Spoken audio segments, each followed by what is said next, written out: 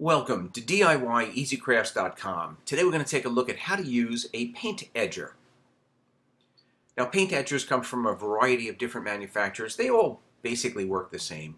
The trick is loading them up with paint. You just want to dip them into the paint, not too deep. The first use you probably have to do it a couple times just to load it up. And the main goal here is not to get any paint on the rollers. When you wipe off the excess paint, make sure that you wipe it away from the rollers. Once you've got it loaded up with paint, you can just let those rollers glide against whatever surface you're edging. So if it's along the ceiling or against a piece of molding, etc., and you can just start to edge the room.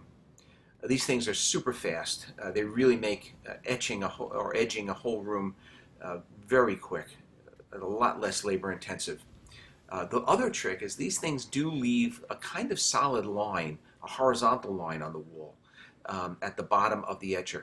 You want to make sure that you smooth that out before that paint dries. So if you're going to edge the whole room, that would definitely dry before you came back with a roller. I just use the edger itself and just run back over and kind of smooth off that line. Some of the models also come with the ability to attach them to a stick so that you could basically edge the entire ceiling line without even getting up on a ladder.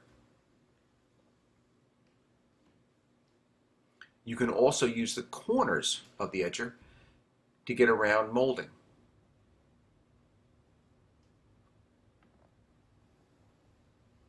And when you're doing, or when you get to the corners of the room, you can actually use the side of the etcher, so not the side with the wheels, with the rollers, but the left or the right side in order to do the corners. And that gives you a nice broad band of paint that you can easily then come in with a roller and match up into.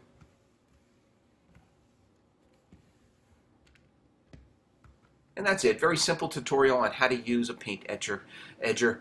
I hope you enjoyed the video. If you did, I ask that you please give it a thumbs up and subscribe to this YouTube channel. By all means, check us out on the web. We've got a whole bunch of do-it-yourself homeowners projects on there, each with its own video tutorial. It can be found on DIYEasyCrafts.com. Thank you very much for watching.